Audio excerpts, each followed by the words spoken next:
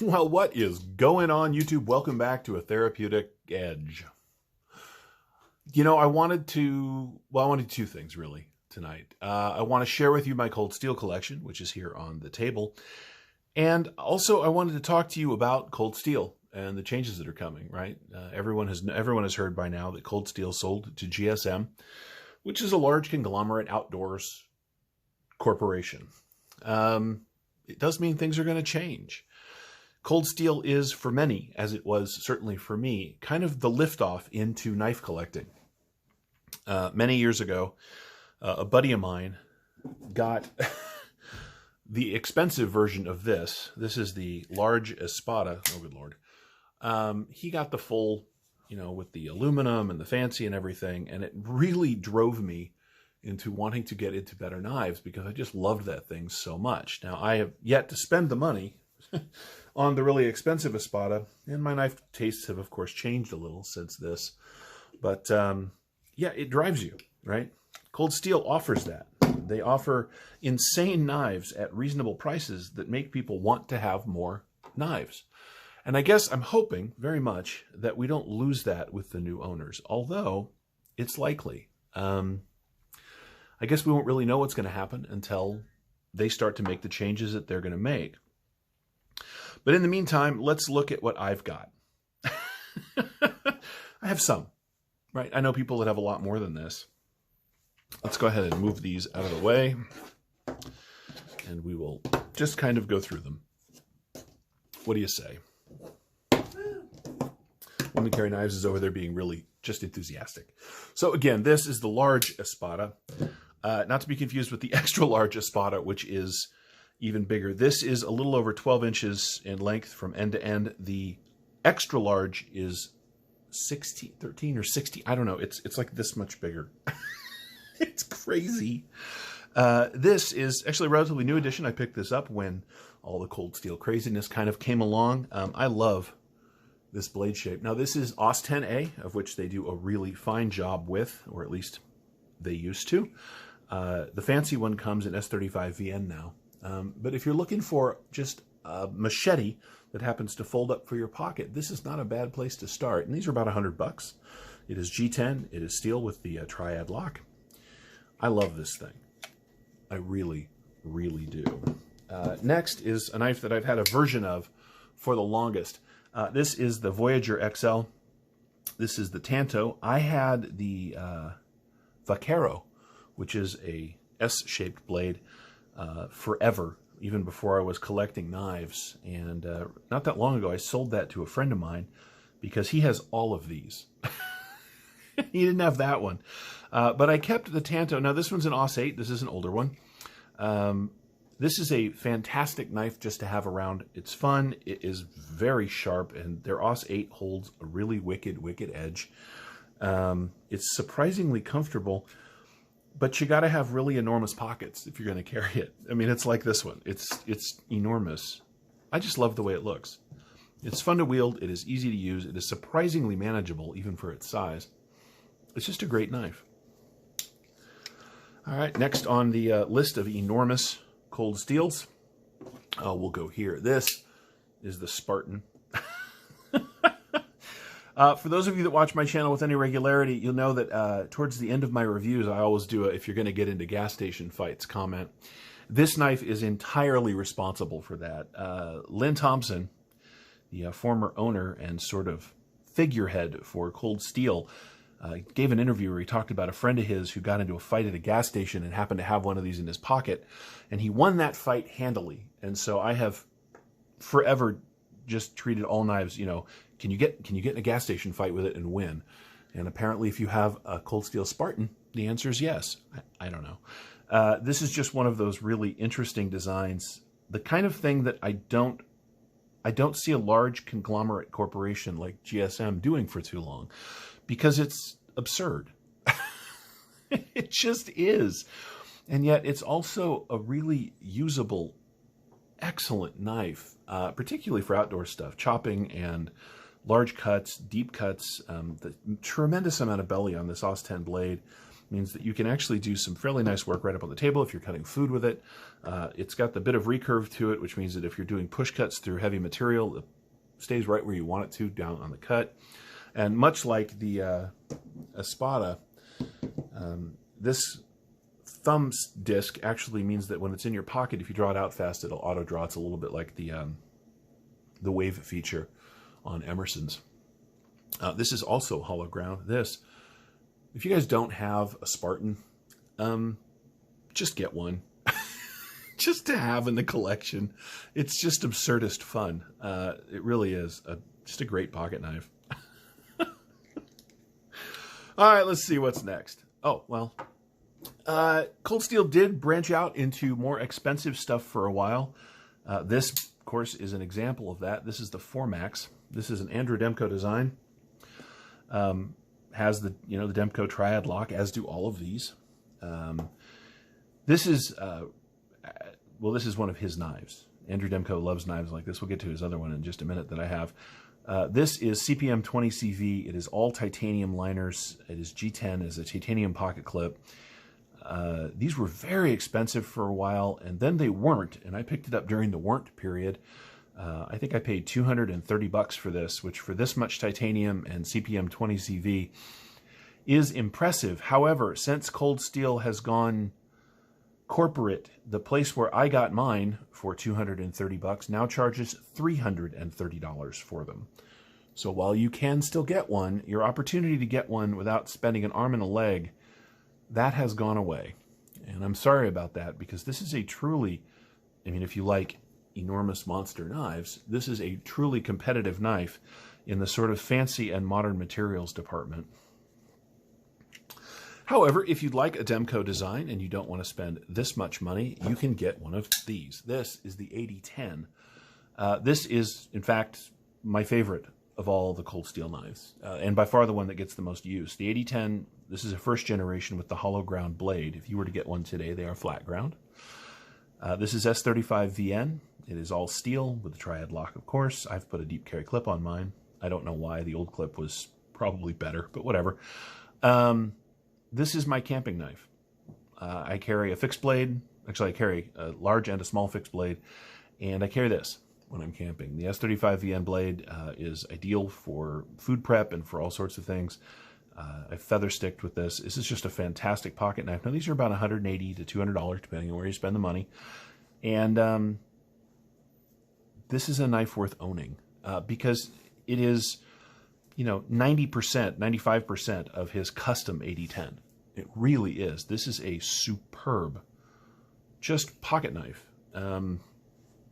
If you really love the Formax but don't want something that big, this is a direction to go.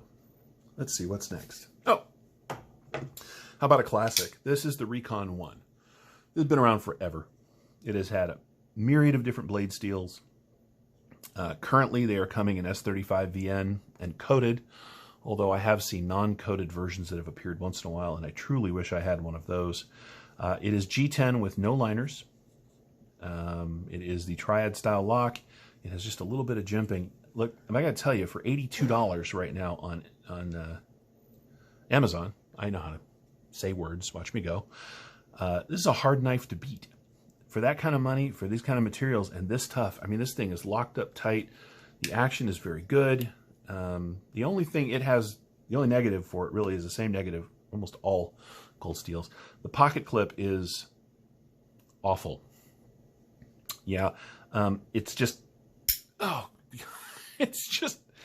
I don't know whose pants these pocket clips slip in and out of, but not my jeans. I end up stretching these eventually or bending them or replacing them with other alternatives.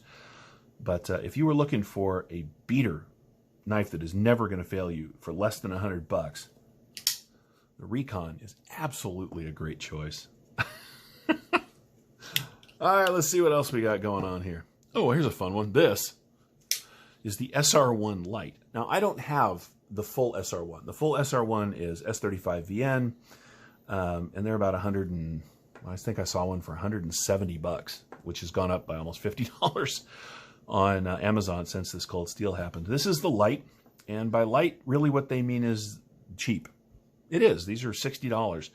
And the reason is this is HCR 13 MOV. Now, I, under normal circumstances, avoid HCR knives, not because they're not good, they can be, but just because my collection has moved away from that steel. But I'll tell you, this is like 5 millimeters of HCR 13 MOV.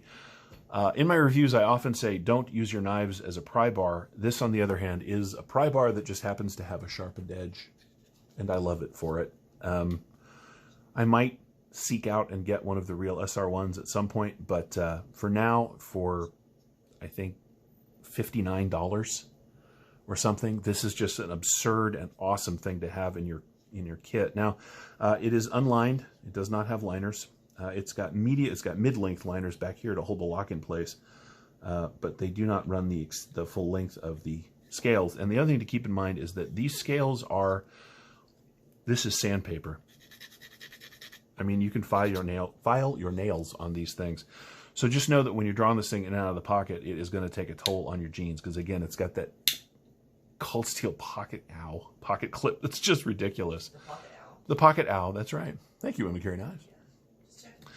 But if you're just looking for something fun that you can, just torque on and just cut the crap out of stuff, and in a real pinch, throw it at someone, this SR1 Light is a great way to go. Also, I love the handle shape of this thing. You guys, I know that I love basic sort of rectangular handles. This thing is very comfortable. And then there were two. Where should we go next? All right. This is the Code 4. And,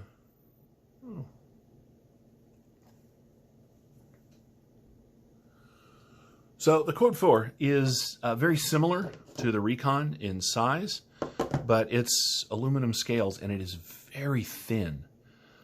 It's S35VN, and it's hollow ground S35VN. This is a spectacular knife.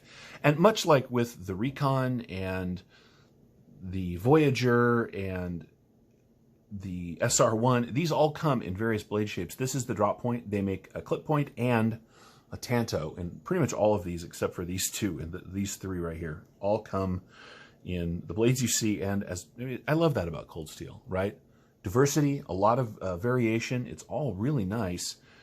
That may also go away. They may decide to only make the knives that sell well, which means the more obscure stuff might disappear. We just don't know. I love the Code 4. It is sort of a gentleman's carry, if you would, compared to some of these, because of how thin in the pocket it is. Now, I've put a Pops deep carry clip on here. It's okay. It works. It's not my favorite clip that I've added, but the rest of Pops stuff, by the way, over on Etsy is fantastic. But this one's a little bulky up here towards the butt of the knife. But it's just a great light carry. This is one of those knives that I don't want to ever get rid of, and probably won't. Other knives tend to come and go, but every once in a while a knife just sort of stays, because this is sort of unique.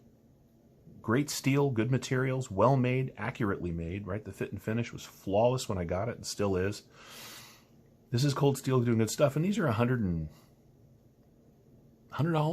something like that, about $100, which is just absurd. And the last one on our little list of cold steel goodness here, this is the Airlight. This is a foray into lightweight knives. This is their Aust 10A, much like a number of these. This is just a great pocket knife. I don't care who made it. Now, again, it's got no liners, but it does have the triad lock. The G10 is nice and thick. There's a little flex, but not much. The blade came very sharp, straight from cold steel. The action is very nice. If you're looking for, and I think these are $60, $65, something like that. If you're looking for just a great pocket knife for all-around use, and this has, by the way, a much better clip. It's got a lot more spring to it. This is a really easy carry. It's very similar to the Code 4 in how thin it is, and compared to the rest of these behemoths, this is just a regular old pocket knife. In fact, and what are we looking at here? We've got a 3 1/4 inch blade, 8 inches overall. Right, this is a fairly normative sized pocket knife, but cold steel really did a good thing here. If you're looking for a cold steel that is just fun to carry, that bears the name and is made as well as they've made anything, the Cold Steel Airlight here is just a great way to go. So that's it. I've had many, many more cold steels than this, but this is just sort of where I am today. And given what's going on with the company, I don't know that I'll have more. I mean, I might. They might surprise us. It's possible. I don't know. But in the meantime, if there's a cold steel on this table or that you've seen before and you don't have it, go get it. Just do it. Do it now, because either the new company is going to do good things with cold steel and you will have bought a great knife and then you have a great knife and who cares, or the company is going to radically change the lineup, in which case you won't be able to get the knife that you want to get. That would be a bummer, because some of these are really worth owning for the ridiculousness of it, for the high-end, like super quality of it, for the excellent design of it, for the survivability of it, just for the great pocketability and use of it. Cold steel at this point has sort of a knife for everyone, ranging in all budgets, and that's the thing I think is going to go away. So that's my cold steel collection. I hope you've enjoyed this brief little look at them. I know I've enjoyed sharing them with you. I always love breaking out my knives. If you guys have any questions about these cold steels or any of the knives you've seen on my channel, feel free to ask down in the comments below. You can always hit me up on Instagram at @therapeuticedge. Let me know. I'd love to talk to you. In the meantime, we'll see you next time.